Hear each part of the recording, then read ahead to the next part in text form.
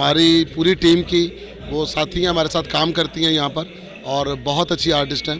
तो आज सब उसी सिलसिले में यहाँ पर इकट्ठे हुए हैं, तो मेरी नेक विशेस उसके साथ है। बर्थडे कहूँगा और उसकी आने वाले फ्यूचर लाइफ में वो ज़्यादा कामयाबियाँ समेटे। अल्लाह ताला इसकी आने वाले वक्त में हर दिली मुराद पूरी करे, इसको तंदुरुस्ती दे, सेहत दे और खुशियाँ दे।